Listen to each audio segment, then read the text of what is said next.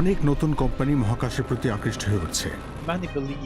আগামী কয়েক দশকে মহাকাশ শিল্পে সবচেয়ে বেশি প্রবৃদ্ধি হবে বলে অনেকের বিশ্বাস।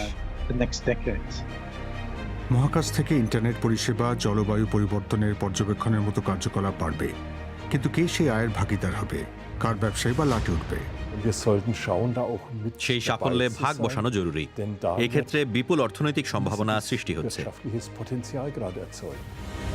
এই শিল্প শাখার বিশেষজ্ঞদের মতে মহাকাশ ক্ষেত্রের বাজার অদূর ভবিষ্যতে 1,00,000 কোটি ইউরোর মাত্রা অতিক্রম করতে চলেছে। জার্মানিতে 3টি স্টার্টআপ কোম্পানি মহাকাশে পাঠানোর উপযোগী ছোট রকেট তৈরি করতে চায়। গোটা বিশ্বে প্রায় 100টি কোম্পানি সেই উদ্যোগে সামিল হয়েছে।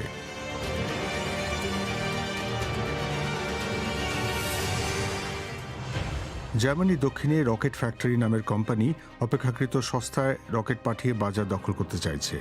গ্রাহকদের উৎক্ষেপণ প্রতি 30 লাখ ইউরো গুনতে হবে। মাসে একটি উৎক্ষেপণ হলেই আমরা মুনাফা করতে পারবো, তবে আমরা সপ্তাহে একটি উৎক্ষেপণ করতে চাই। আমরা চাই পুরো প্রক্রিয়া যেন অন্যান্য শিল্পক্ষেত্রের মতো সহজ ও আড়ম্বরহীন হয়ে উঠুক। কঠিন পরিবেশে রকেটের পরীক্ষা চলছে। সেটির মধ্যে অত্যন্ত শীতল ও তরল নাইট্রোজেন ভরা হয়েছে।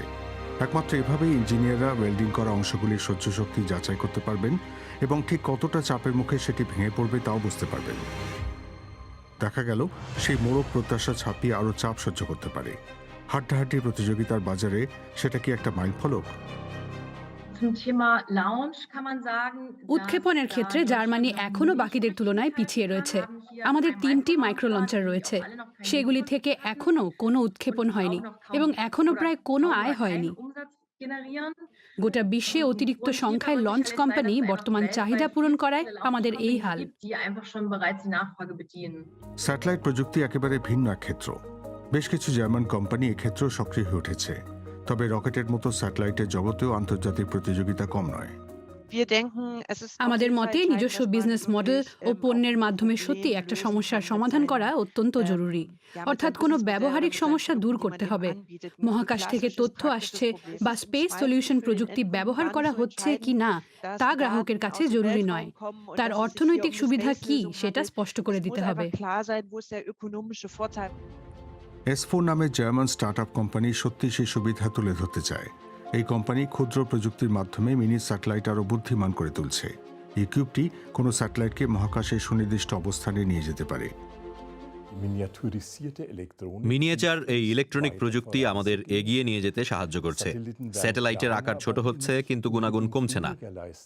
ছোট আকারের কারণে একই দামে আরও বেশি স্যাটেলাইট উৎক্ষেপণ করা সম্ভব হচ্ছে।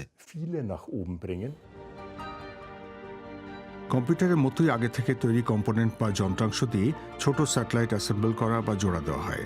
বড় আকারে এমন স্যাটেলাইট তৈরি করা যায়, উপাদানগুলি দ্রুত বদলে ফেলা যায়। ফলে এমন স্যাটেলাইট তৈরির কাজ অনেক সহজ হয়ে উঠেছে।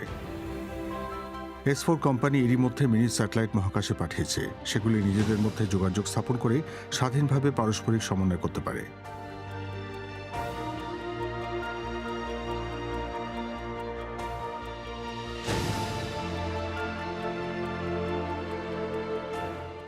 যেমন আগ্নেয়গিরি জেগে উঠলে এমন স্যাটেলাইট আকাশে ছাইয়ের মানচিত্র তৈরি করতে পারে, যা বিমান চলাচলের জন্য গুরুত্বপূর্ণ।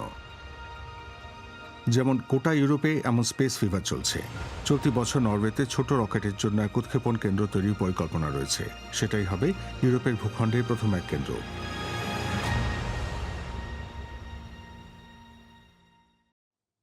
প্রিয় দর্শক, কেমন লাগলো আমাদের প্রতিবেদনটি? আপনার মন্তব্য বা কোনো প্রশ্ন থাকলে লিখুন নিচে মন্তব্যের ঘরে। আর আমাদের সঙ্গে থাকতে সাবস্ক্রাইব বাটনটি চাপুন।